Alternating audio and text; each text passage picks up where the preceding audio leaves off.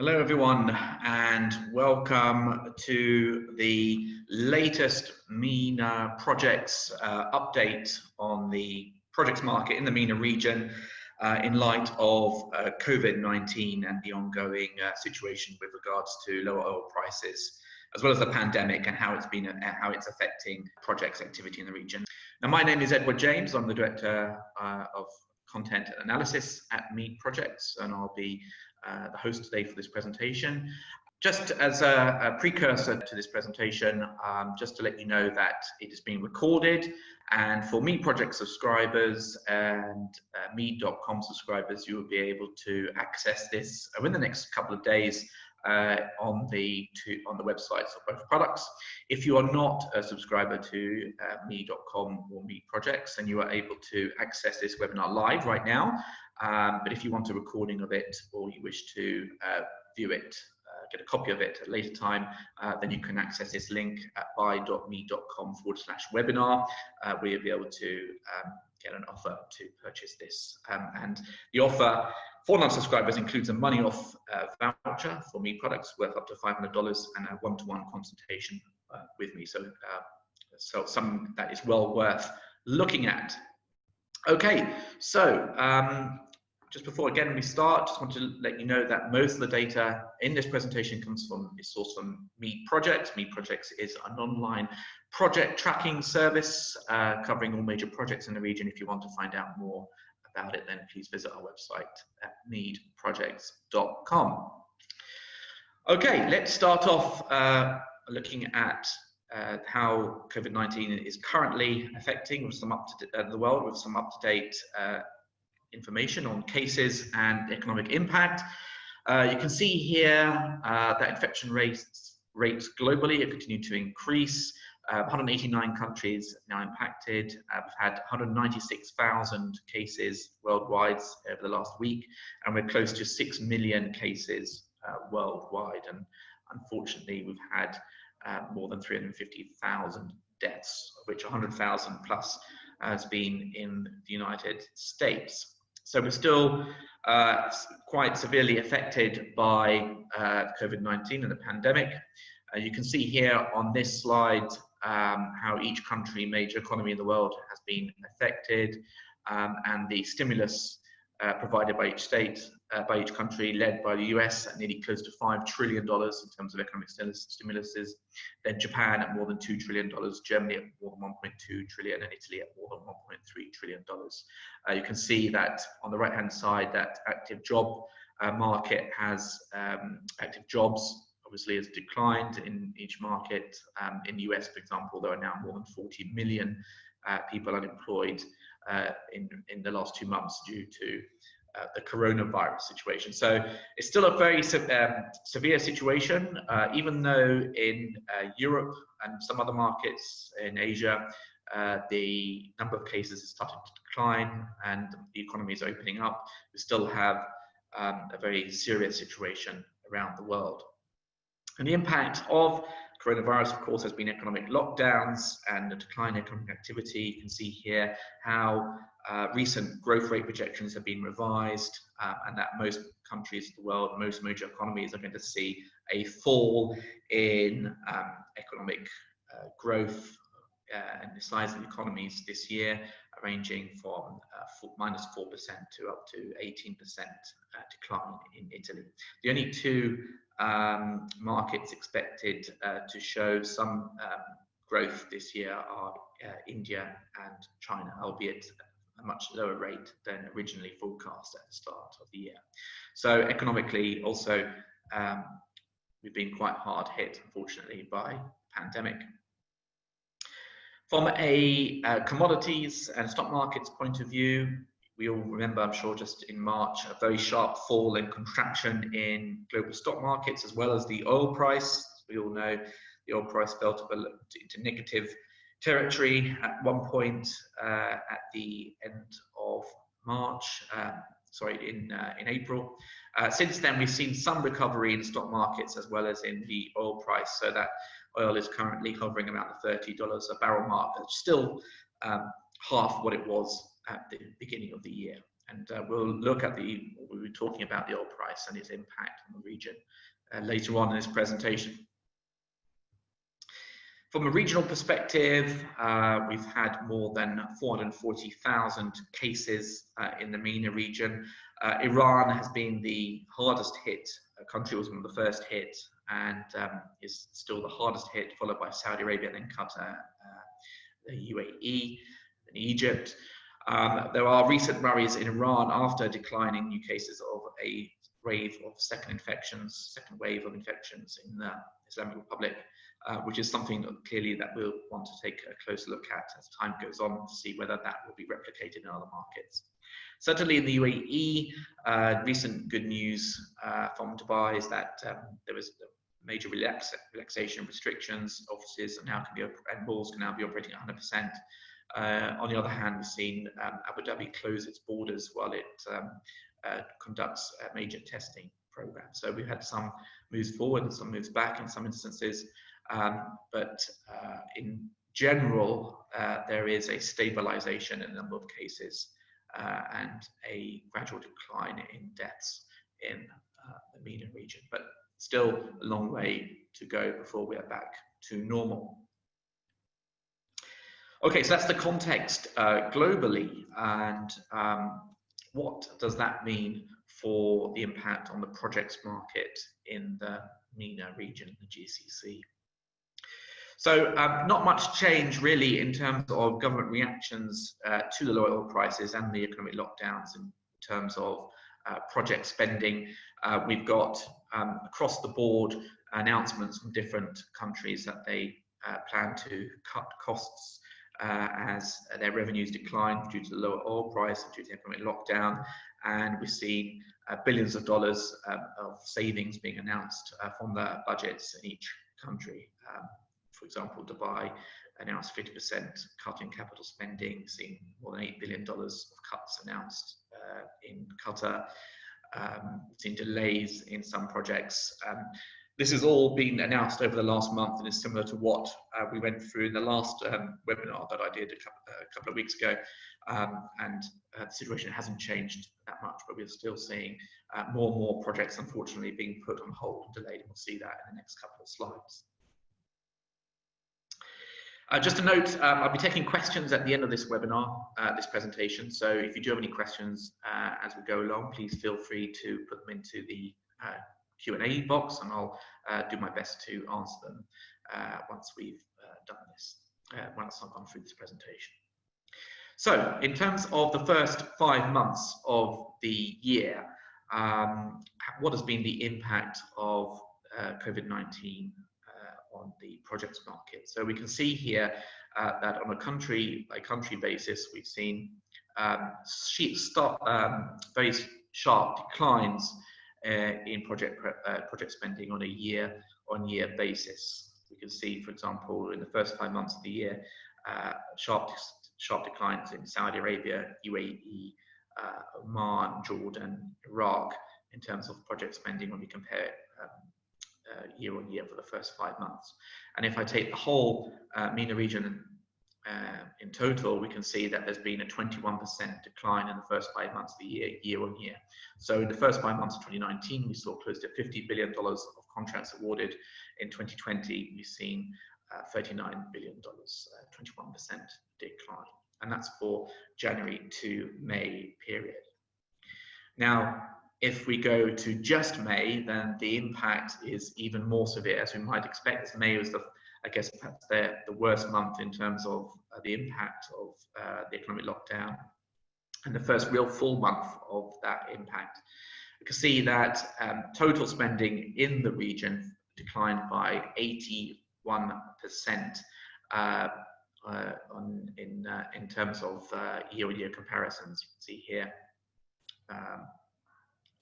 a decline from $9 billion of spending in 2019 to just $1.7 billion in 2020. So you can see here how each country has been affected. Almost every market has had pretty negligible spending in May.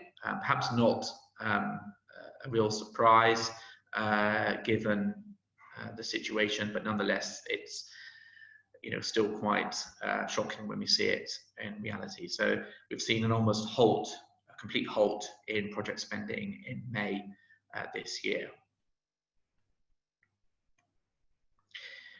We can take a look on a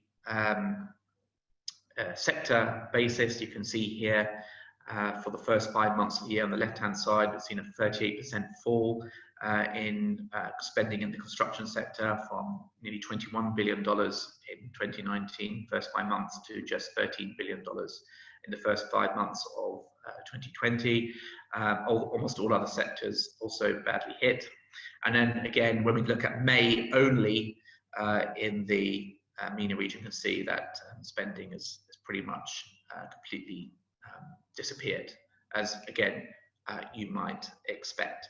So very, very difficult situation. We've seen spending completely fall away, almost no new contracts awarded in the last 4 weeks, and obviously the hope going forward is that this is just a temporary short-term issue, and that we can resume to more greater project spending and resume go back to reality and normal in the next few months. That said, I think it's also important to bear in mind that there has been some contract activity in the last couple of months. May was very difficult, but if we take also April into account, we can see there has been some contracts awarded. You can get an idea of some of them here. The biggest contract, which was awarded in April, was for an innovation hub and academic campus in Abu Dhabi, awarded by Block 7 to Malaysian contractor called Serba, worth $1.8 billion. We're not really sure, it's not very clear what this project involves, and we're still trying to gather details on it. I'm sure more will become apparent over time, but that was a very big project announced, contract award announced in April. Other significant contracts awarded in the last 8 weeks include the Jebel 3A IWP in Saudi Arabia, independent water project. We've also seen an American funded defense project in Qatar for the F-15 fighter aircraft bed down project involving the construction of airfield facilities, awarded in Qatar just a couple of weeks ago. I've also seen a couple of Aramco contracts awarded on the South Ghawar Conventional Resources program, and some fairly minor contracts awarded across the region, but nothing other than the top 3 or 4 projects which are particularly significant. Now, we've done an update on the number of projects hit by COVID-19 in the MENA region, how each sector has been affected.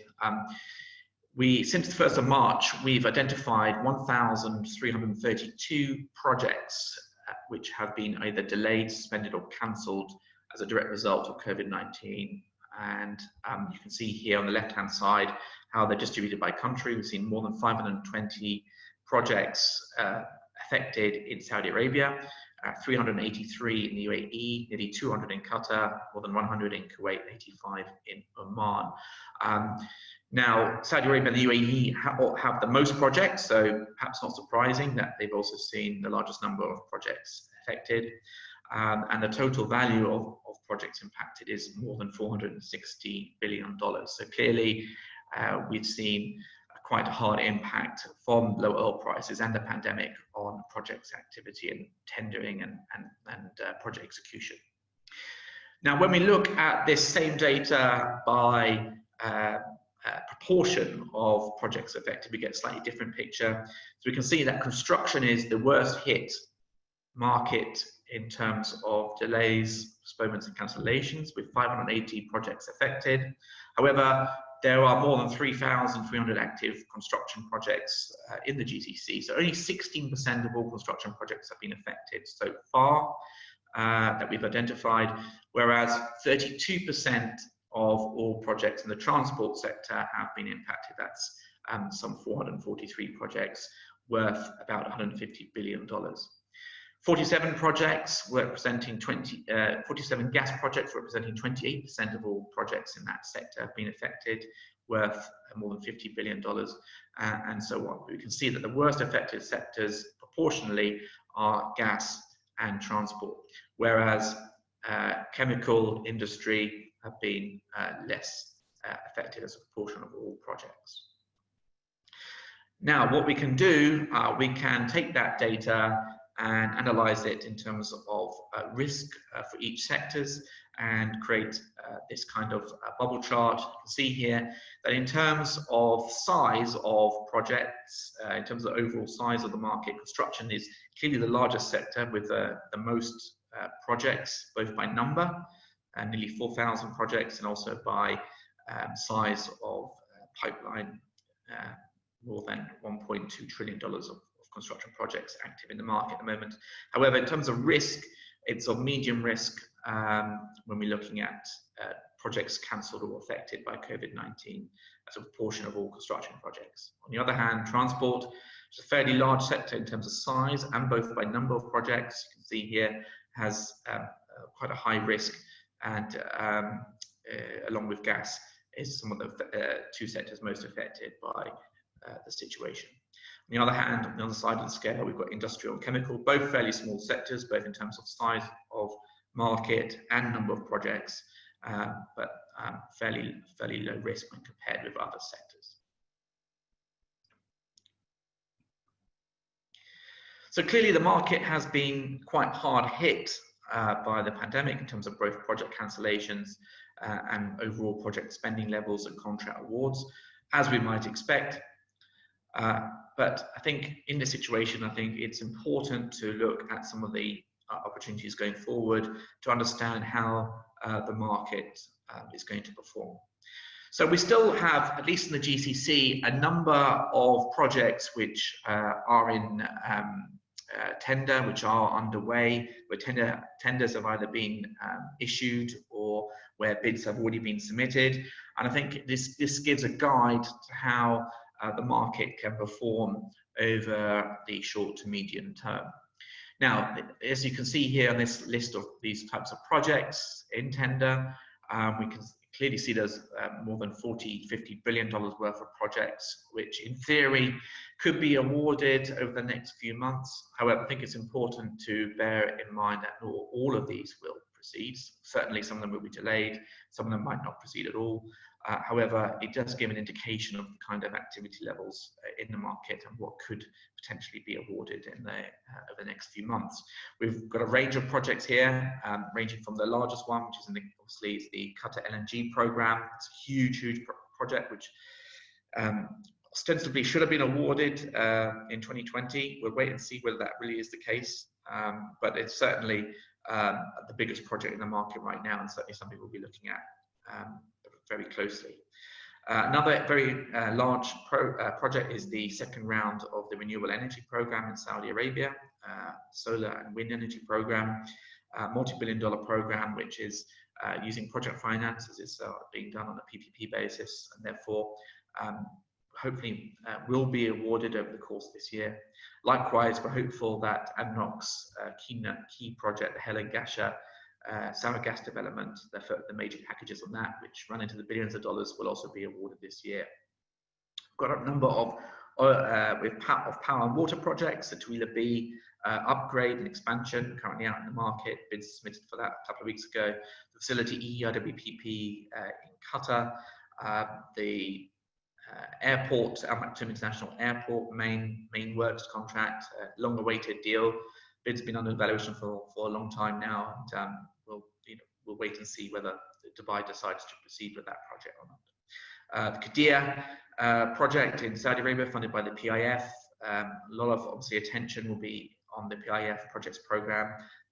Projects like the Red Sea project, Qiddiya, Neom, Al Ula, Diriyah Gate, and whether these proceed or not given the current situation. And the list goes on. We've got the long-awaited Dibba to Kasab road project worth $1 billion or so in Oman and the Sandan Peninsula, waiting to see whether that will proceed or not. Solar IPP in Abu Dhabi, again, something that should proceed given that it's financed privately. So as you can see, we've got a number of major projects in the market right now, under tender, or even bids have been submitted. So it does give some hope that there will be some major project activity, some major project awards over the months ahead.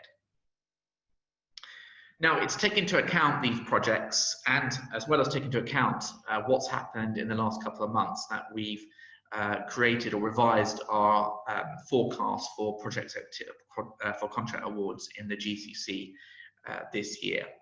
So if you may recall from my last presentation a couple of weeks ago, the original forecast for 2020 was approximately $127 billion of contract awards this year, a lot of which would be based on the award of the LNG program in Qatar. This compares favorably to the $105 billion or so awarded in 2019.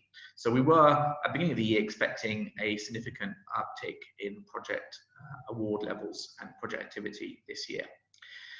Then the COVID-19 situation came about, the fall in oil prices as well, and then take into account the total collapse in project spending over the last 2 months. Take into account all of that, we've again revised our forecast for 2020. And based on a situation where the lockdown for the economies of the GCC is, it will take about 3 months, decline in major project awards, again, it will last a period of 3 months. We've forecasted a revised forecast of about $83 billion of contract awards in 2020 for the GCC as a whole. In the event of a almost complete shutdown for up to 6 months, then we expect contract awards to decline this year to just $61 billion. So likelihood is that the ultimate project spending for the year will be sit between these two figures, between $83 billion and $61 billion. As of the end of May, as of yesterday, the total value of contracts awarded in the first 5 months of the year was $31 billion. So you can see that in the worst case scenario, we'll just see another $30 billion of contracts awarded by the end of the year. In the best case scenario, we'll see another $50 billion of work awarded. In either situation, regardless of the scenario, this will represent the worst year for the projects market in the GCC region since at least 2002, unfortunately. But it is what it is. The situation is very serious, and we've seen a very sharp decline in project activity. So it's natural that the end result for the year will be a sharp fall in project awards compared with previous years. Now, one of the questions I get asked quite frequently is how the market is going to perform once this is all over in 2021 and 2022. And I've done some work looking at the forecasts and different scenarios for the medium to longer term picture. And I think it's difficult to pinpoint an exact number for 21 and 2022.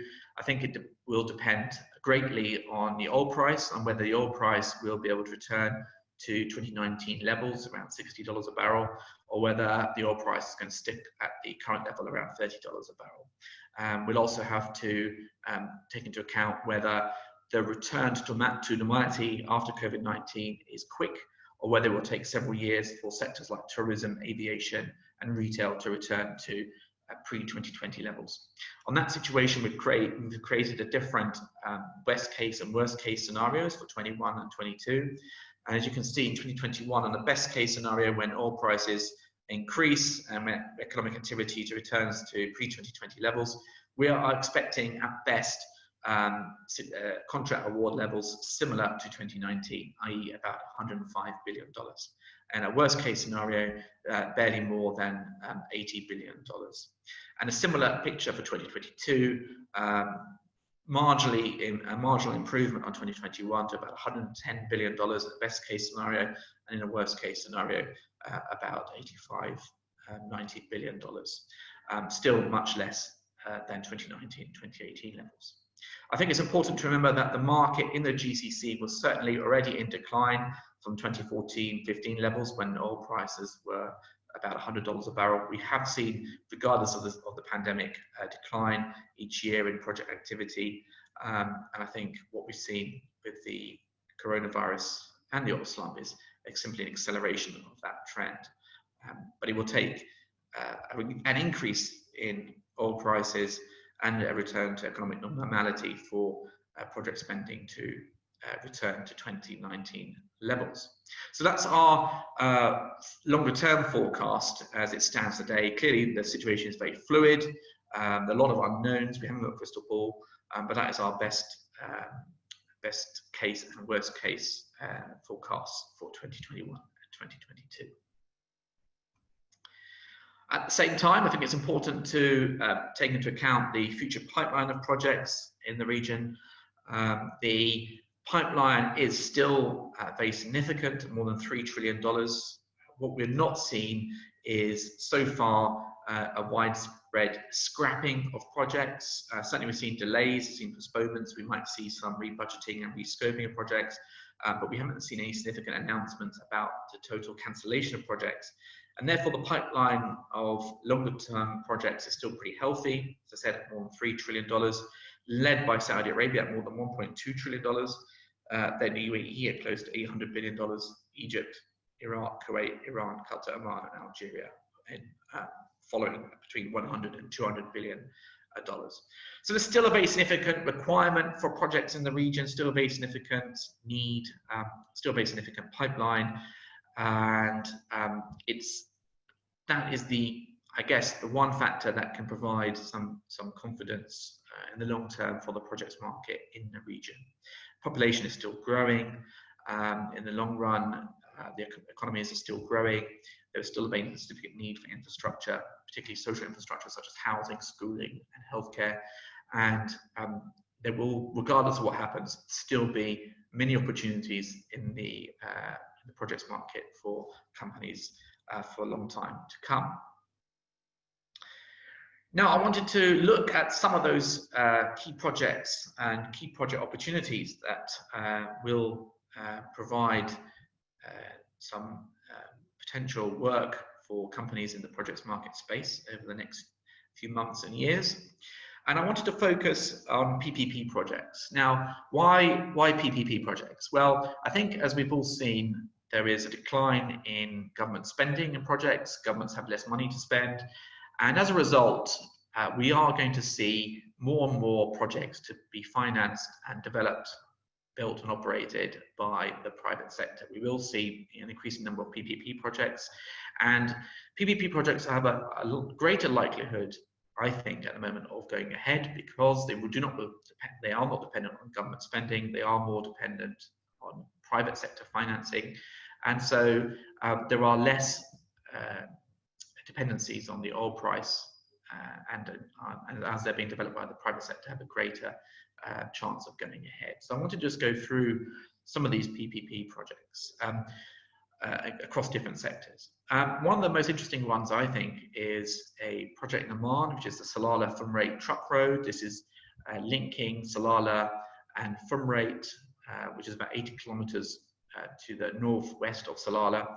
It's a road that currently takes more than 2 hours to travel as it goes through the Dhofar Mountains.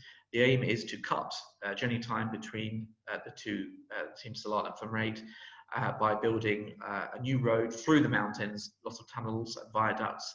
And currently, the Implementation Support Follow-up Unit in Oman has issued an RFQ for transaction advisors. It is a project that's likely to cost more than $500 million. And I think will, if I'm not mistaken, will be, if it goes ahead, the first significant road PPP project in the region. So that's something to look out for, and is perhaps going to be the first of a number of PPP road projects in the region. So something that's quite exciting. Another project has been in the news recently is the King Hussein Bridge Crossing Terminal PPP project in Jordan.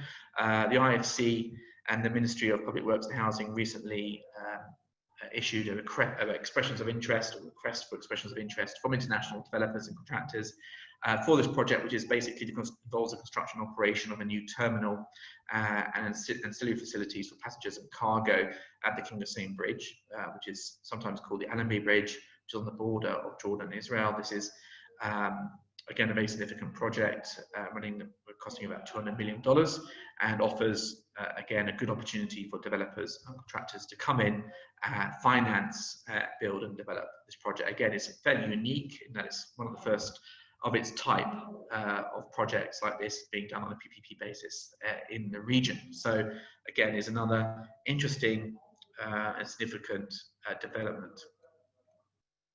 Likewise, another quite innovative PPP project for the region is the Al Ansar Hospital PPP project in Saudi Arabia, in Medina. This basically involves private developers coming in to finance, build, procure the equipment and then operate a new 244-bed hospital in Medina.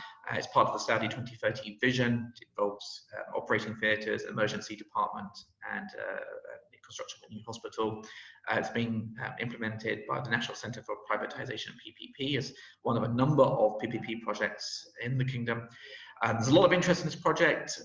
When expressions of interest were requested, more than 80 companies from around the world, operators, developers, contractors, submitted interest, and we'll wait to see how that develops, waiting for the RFP to come out. But again, it will be one of the first examples of hospital projects being implemented on a PPP basis in the region. So again, another indicator of what how the market might develop over the next few years in terms of types of projects and different ways of procuring them.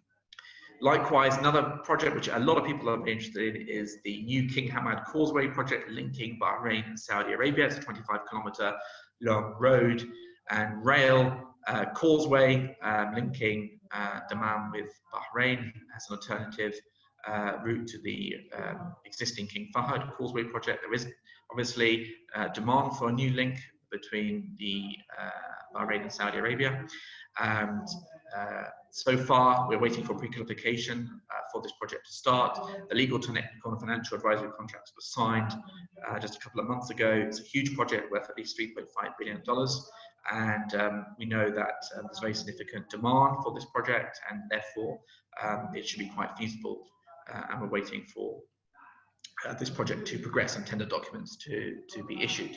Again, another indicator of how future projects in the region may be procured using the private sector. On the oil side, we've also seen PPP type structures employed in Iraq for the construction of the long-awaited Basra to Aqaba oil pipeline. This is a 25-year BOOT, build, own, operate, transfer concession, covering more than 1,500 kilometers of pipeline from Basra to Aqaba, as well as a lot of pumping stations, storage facilities, and block valve stations. It's going to cost well in excess of $5 billion. Again, a lot of interest, particularly from Chinese contractors. Technical bids are due to be submitted later this year.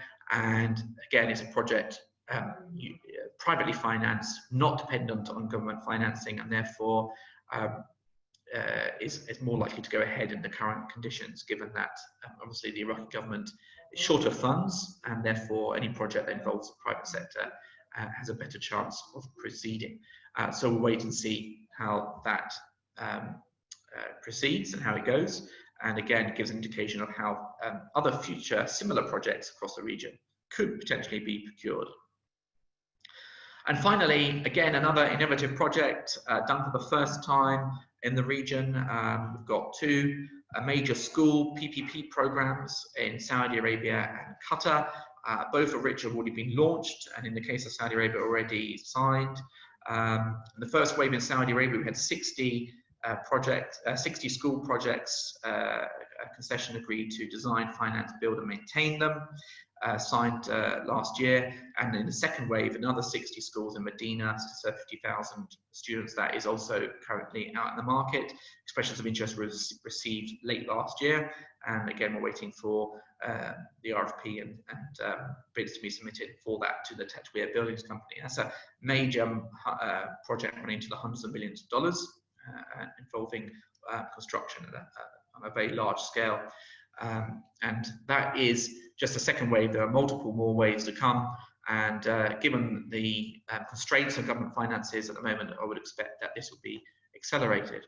Likewise, in Qatar, Ashghal is recently recently selected Bara Real Estate Al Jabba for the first 8 primary and secondary schools as part of its schools PPP program to design, build, finance, operate, and maintain those schools in Qatar. And another 6 or so phases of these of future schools in Qatar will be procured on a similar basis over the next couple of years. So again, this gives an idea of how future social infrastructure projects will be procured going forward. And I think we're at a situation now where, given the lower oil prices and given the constraint on finances, I believe that we'll increasingly see more and more projects procured on a PPP basis going forward. And that again is going to result, will result in a change in the market and how companies need to adapt to it, and how companies need to start looking at how they can raise financing and be involved in these types of deals. Sticking to PPP projects, there are literally dozens and dozens of known future PPP projects in the pipeline in the region. I've just put a couple of dozen here to give you an idea how they stretch across the more traditional power and water type projects, but how we're increasingly seeing more and more construction and transport projects being procured on PPP basis. They range from the Red Sea, Dead Sea water conveyance scheme in Jordan to the solar and wind energy program, renewable energy program in Saudi Arabia, the aforementioned Basra to Aqaba oil pipeline in Iraq, railway projects in Saudi Arabia like the Saudi Land Bridge, which is being implemented with the Chinese assistance and financing, refineries in Iraq, IWPPs across the GCC, and petrochemical projects and so on, either on a PPP basis or private sector project finance basis. So it is certainly something to keep an eye on. I do expect to see PPP to accelerate and more projects to be done on a PPP basis. Clearly, there's still work to be done on regulations and risk profiles for these projects for them to be truly successful and to be adopted on a wide-scale basis. But there's never been a better time for PPP projects to be implemented, given the current financial situation and the constraints governments have with financing projects themselves. So that brings me to the end of this webinar. Now I'll take questions that you might have. Please I see we've already got quite a few, but please submit them in the Q&A box. Just as a reminder, we've got 2 great products at MEED. We've got MEED.com, the news feature analysis service product, which you can check out at MEED.com, providing up-to-date news, information, analysis on the economy and projects market within the region. And also, of course, we've got the MEED Projects project tracking service, more than 15,000 active projects in the region. Again, if you want to check that out, you can visit our website, meedprojects.com. So thank you very much for that. I'll now go on to answer your questions. So a specific question here about the ADNOC Dalma project, which was cancelled and coming back. What does that mean for the Hail and Ghasha project sour gas project in Abu Dhabi? So yes, we saw one of the major impacts recently was the cancellation of the major contract to Petrofac worth more than $1.5 billion. Just 3 weeks after it was signed, ADNOC announced it was cancelling the project. And that was perhaps the major oil and gas casualty of the situation. I do expect that to come back. When it will come back, not clear yet. Regarding Hail and Ghasha, well, the tenders are still live. The deadlines have been put back, but for the moment, for the time being, companies are still preparing bids for them. We'll have to wait and see whether they proceed or not. However, it is worth noting that gas is a key, or rather, independence on gas is a key strategy for Abu Dhabi and the UAE as a whole, and I would expect that in the long run, the Hail and Ghasha project and other gas projects will proceed. but clearly it's a multi-billion dollar project, and decisions about whether or not to proceed will take time. So we'll wait and see. It's also worth mentioning, the last few weeks we did see another major ADNOC project tendered, which is called Project Lightning, which is the undersea electricity link between offshore ADNOC installations and the mainland, using excess power from the nuclear power plant in Baraka. That is also being done on a PPP basis using private finance. So that's another good example of PPP projects in the oil and gas sector. Another question is, do you have an official update on Vision 2030 high value projects? I wish I did. At the moment, we don't have any official confirmation either way on the status of major Vision 2030 PIF projects, such as the Red Sea project, Qiddiya, Diriyah Gate. However, what we have seen is a further allocation of $40 billion to the PIF. So it would seem at this moment in time that these projects are going to continue proceeding. Whether they'll proceed at the same pace as before, we'll have to wait and see. However, we haven't yet had formal notification of any cancellation of these projects or any alteration to them. We did see some announcements from Saudi Arabia, from the finance ministry, that some projects are going to be delayed, that there's going to be a cutback in spending.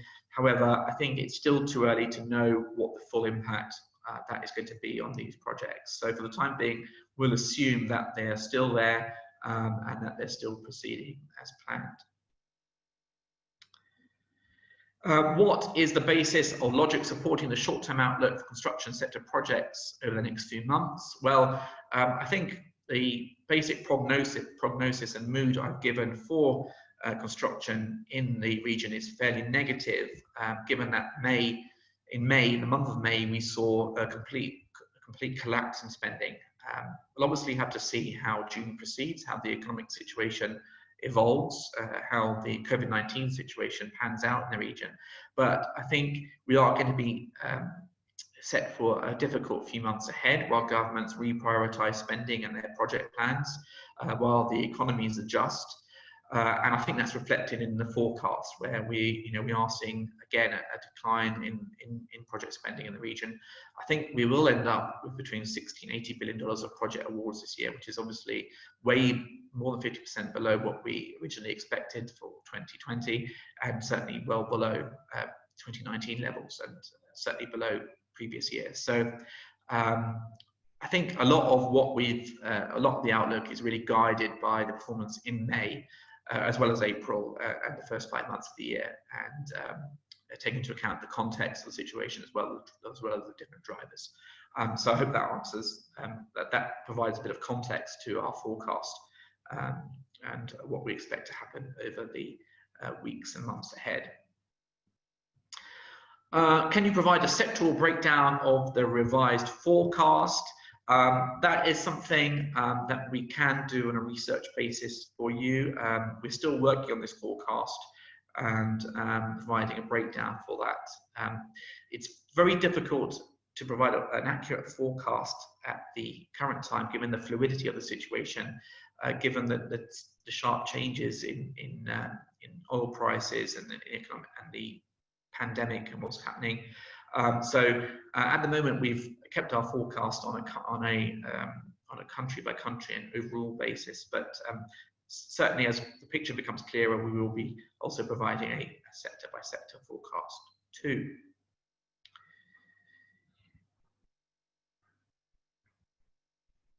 Okay, another question on oil and gas, and that is about, I guess, ties in with whether the LNG program in Qatar is going to happen, and how NOCs are going to proceed in general with project spending for the rest of the year.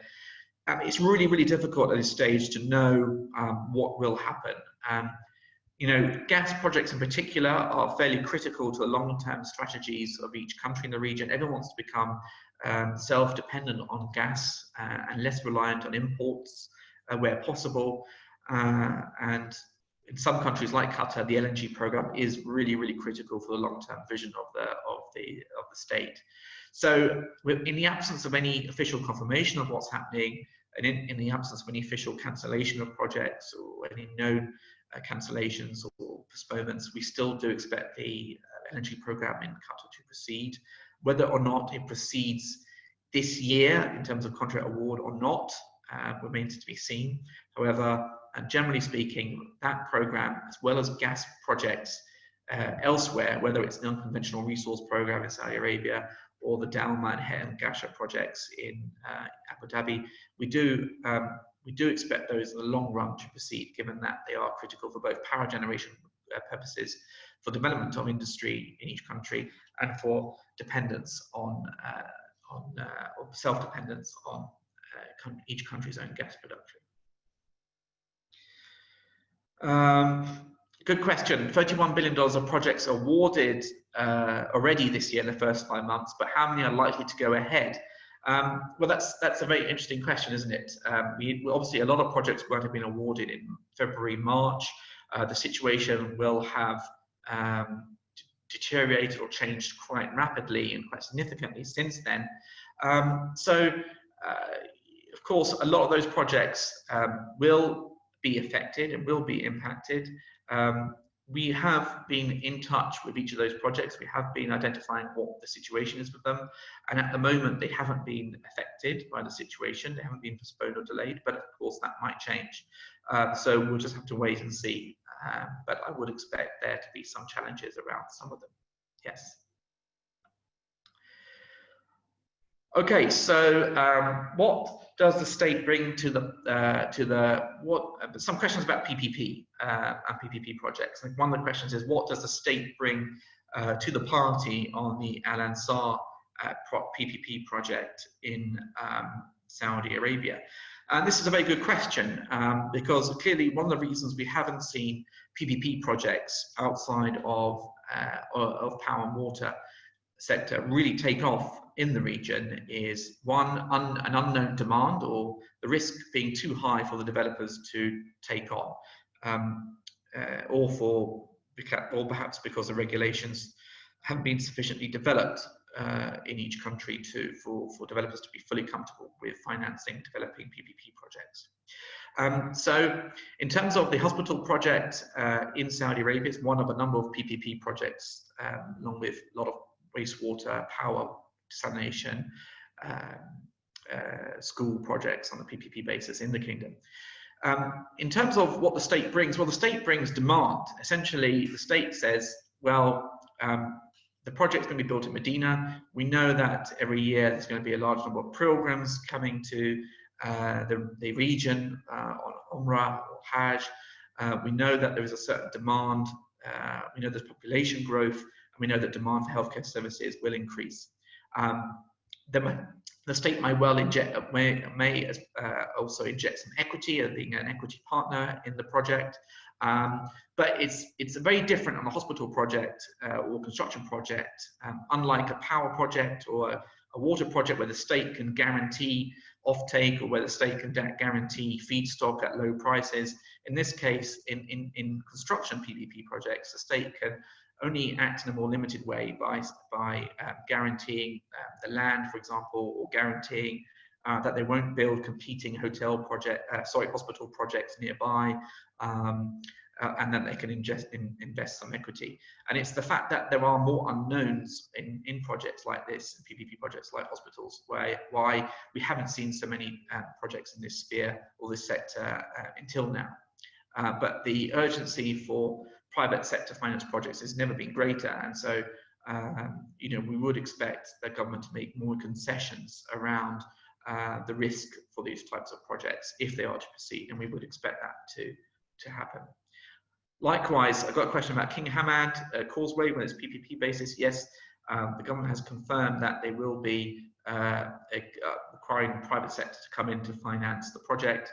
Again, maybe this is a slightly less risky project because there is a known demand profile for vehicles between Bahrain and Saudi Arabia, and therefore that's probably reflected in a high number of companies. More than 90 companies attended a workshop last year for the Causeway project, and therefore there is a considerable interest in this. Right, some next questions. again, around PPP, how secure are contractor payments and risks on PPP schemes? And again, that is part of the big question around these PPP projects. The PPP projects, in terms of contractor payments, should be secure because the project will have reached financial close and be fully financed before the project proceeds. And therefore, given that the financing is in place, developers must proceed with the project under terms of the concession, and the projects must be built and built to time, to schedule, in order for demand to start being generated, for revenues to start. So you could argue that actually payments for contractors on PPP projects are actually more secure than on government finance projects. That's what I would say. But again, there are legal, technical experts much more who have much more expertise on PPP projects who will be able to answer that question perhaps more thoroughly. Another PPP project which I haven't touched on is the Rakran Rukair sewage treatment plant project and tunneling systems in Qatar. This is a major project. The bid deadline for developers to submit their bids, I think, has been extended to July. So we'll get an update on that project, who's bidding for that then. But certainly bids have already been submitted for the tunnel and network elements of that project. And those bids for that are currently under evaluation by Ashghal. Again, another PPP project, this time about Kuwait. Very slow implementation of PPP projects in Kuwait over the last 12 years. Yes, and it's true to say that it's been getting PPP projects off the ground across the region outside of power and water has been very, very challenging, and really has been, you can almost say, has failed over the last decade or so, despite the various initiatives taken place. And Kuwait is a very good example of that. We've only had one PPP project, the Al Zour North IWPP, actually reach financial close and be built under the first PPP law in Kuwait. And under the second law, only one other project, the Hayman wastewater treatment plant, which was recently signed. So despite all the efforts in Kuwait, only 2 projects on a PPP basis have been developed. You saw last week the CAP, the Authority for Public-Private Partnerships, release the RFP for the transaction and transaction advisory contracts for the Al Zour North 2 and 3 and Khairan IWPPs. So that's a positive step, and we're hoping that those could be tendered and awarded over the next year or so. But at the same time, it's difficult to see how projects like the metro and railway project in Kuwait will proceed on a PPP basis as it stands. Simply, there isn't enough, the demand risk is too high, and simply it's just very difficult to see how they could proceed. So clearly, for each country, in order to develop its PPP program, concessions are going to have to be made around government, the government attitude towards risk. Regulations are going to have to be tightened, and we're going to need more and more examples of successful transactions in order to develop and accelerate the process. And we certainly had some encouraging developments in recent months with the schools program in Saudi Arabia, for example, and in Qatar. So, we are hopefully on the right track for full-scale implementation of PPP projects. Some more oil and gas projects, questions. Someone is saying that the crude oil to chemical project, a massive $20 billion plus project between Aramco and SABIC, is an unannounced casualty in Saudi Arabia. Some obviously rumors flying around about what projects are going to be cancelled and what haven't.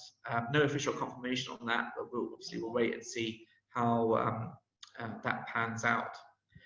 Do we see more projects being cancelled in Q3 and 4, not just in oil and gas, but across other sectors? Yes, certainly. I do expect to see certainly more projects postponed. I do expect to see 1 or 2 high-profile project cancellations. I think it's inevitable given the situation, but hopefully we'll see more postponements rather than cancellations. What is going to be the impact of the increased rate of VAT in Saudi Arabia due to on the projects market? Well, we all know that Saudi Arabia last month increased VAT unexpectedly from 5 to 15%. This obviously makes it more expensive for projects, for project clients. They have to pay an increased amount of VAT on their schemes, and obviously suppliers or contractors have to pay a greater amount for their equipment and supplies on projects, materials. So yeah, I mean, it's not going to have a positive impact on projects. I think that's safe to say. But it's difficult to see if there's a direct correlation between the increased rate of VAT and project postponements at this stage. Certainly more will become clearer over the next few months ahead. And I think it's important to bear in mind, especially when looking for your questions around the uncertainty, is that you know, it's a very fluid situation, and in the next updates that are made in the next couple of weeks, towards the end of June, we'll have even more clarity on what's happened in the last, in June, how the market is returning back to normal or not, and as time goes on, we'll get a clearer picture of how the market is being affected. A question about Expo and contract awards on the Expo program. I think, as we know, the Expo in Dubai has been pushed back from October this year to October 2021. In terms of project activity, well, almost all the major contracts on the Expo have been awarded already, including for the international pavilions. So I don't expect there to be much shift in activity levels on site. I think most of the projects have been awarded. There will be obviously some postponements in some contracts to operate the pavilions themselves, because the Expo is not going to be held anymore this year. But in terms of construction, well, I think most of the work has already been awarded. So there will be some small shift in activity, but nothing very significant. We've seen recently that the West Dammam ISTP, Independent Sewage Treatment Plant, was recently awarded. Are there any other new updates on other SWPC projects? So this is the Saudi Water Partnership company implementing water projects on a PPP basis. This is again one of the positive aspects of PPP projects, because they're not financed by the state. The oil price and the government finances are not such a factor when it comes to proceeding with these projects. And indeed, we've seen financial close very recently on the West Dammam project just last week. We've seen an award recently of the Jebel A 3A IWP. So we do expect the SWPC water program to continue. And again, when it comes to PPP projects like IWPs, IPPs, ISTPs, we can look at them with a lot of confidence that they will proceed as planned. And indeed, I do expect to see further tenders and financial closures on the other IWPs, etc., on the SWPC program this year, next. I don't expect that to be affected. I think the next one is if I'm not mistaken, is the Jebel 3B IWP, and I expect that to proceed as planned. Okay, next, another question, this time on construction. What are the outlook for key developers in the UAE, like Emaar, Damak, and Dubai Properties? Well, look, it's going to be difficult in the UAE. We've got significant unemployment in the last few weeks. We've got probably a big change in the demand profile in the UAE. We've already had a slump in demand over the last few years. We've had efforts to try and control the supply. So it's going to be difficult for developers. There are going to be fewer projects coming up, and there might be consolidation of several projects, as we saw in 2009. But with facing the prospect of depopulation in the UAE, as jobs are lost and people leave the country, demand for property, on the face of it, the outlook, the odds are that demand is going to drop. Of course, you never know, but likelihood is that we'll see fewer real estate projects in the short term in the UAE. But we probably were going to in any case. But these things can change very rapidly, and the real estate sector in the UAE has proved people wrong a lot of times in the past. So we'll wait and see. I've got a lot of specific questions about specific oil and gas projects, which I'll answer later offline. And as I want to try and keep the subject or questions as broad as possible. I've got questions again here about schools, PPP. A question is why wouldn't you simply just build private schools to meet future demand? Well, private schools are generally for the expatriate population in the GCC. The PPP program that we've seen implemented in Qatar and Saudi Arabia, for example, are aimed at local nationals, are basically government schools, servicing the local population. So they are replacing schools which the government would simply finance and build. So it's getting the private sector to build schools instead of the government. But in many cases, the government will still continue to operate them. Question about a Chinese invasion in the GCC, which is, I think, a very interesting question. We've seen in the last 2 years in particular a great acceleration in the number of Chinese contractors in the GCC, and their Chinese contractors have been winning work left, right, and centre.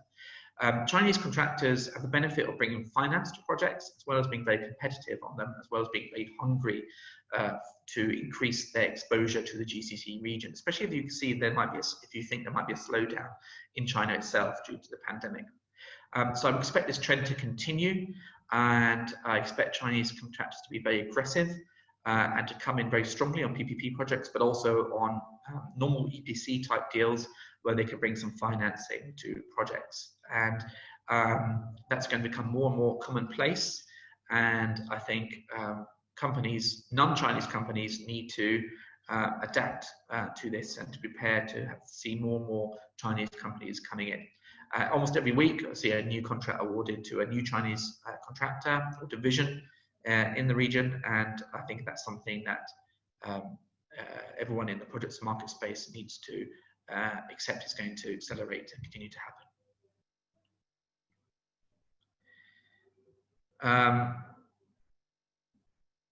Question on the Basra Aqaba pipeline project. Is the project considering, given the size and worsening the fiscal status and security situation in Iraq?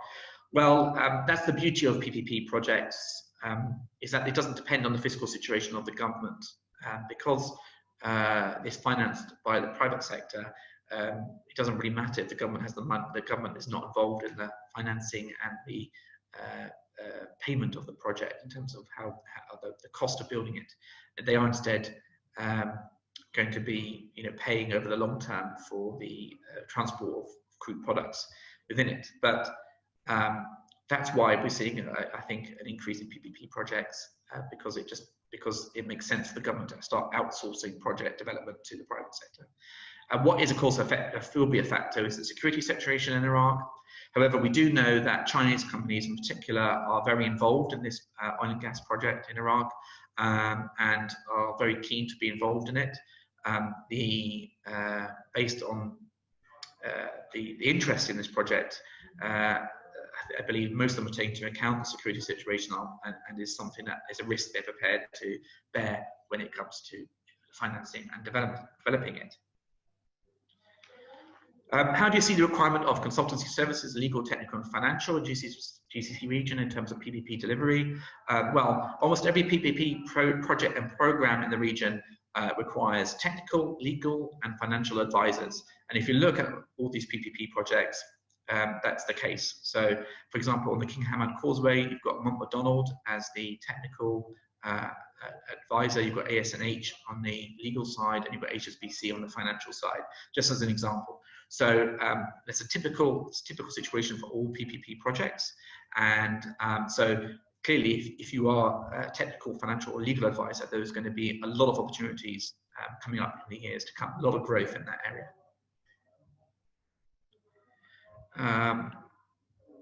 A question we've had a number of times in the past about VAT and out-of-kingdom production of materials and imports into the kingdom, and whether that will be fully reimbursed, and whether that it has a risk for contractors. Clearly, we've got an increase in client costs with the VAT. Clearly, we've got contracts which are signed before the VAT announcement based on a 5% VAT. Now we've got 15% VAT. Question on everyone's lips is, will contractors and material suppliers be reimbursed for that increase in VAT? We've spoken to a few legal firms in Saudi Arabia, and they said that they should be reimbursed for this, and that there won't be any, that there shouldn't be made put out of pocket as a result of this. However, I think it's worth taking legal advice separately on this, as it's something that we'll have to wait and see once VAT is implemented next month. But clearly, that's something that a lot of contractors project will have to deal with. Okay, so it's gone 2 o'clock now. I've slightly overrun, and I know I've got a number of questions still to ask.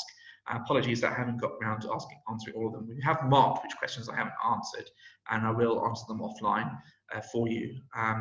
But I'm afraid we've run out of time, and I won't be able to answer all of them now. Look, thank you very much all for joining me today and listening in. I hope it was of interest to you and of value to you. I hope it gave you some useful insights. As I said, it is a fluid situation right now. We don't have a crystal ball, so hopefully the data, the forecast and outlook we gave you provide some indication of what we think will happen next, but of course with the caveat that things can change very rapidly. The presentation will be made available to subscribers in the next couple of days on the website, as will this recording. For non-subscribers, as I said, please take advantage of our offer if you want to look at this web presentation again in your own time. So for now, thank you very much. Thank you for joining me, and I look forward to, again, to providing you another update in a couple of weeks' time. Thank you very much. Goodbye.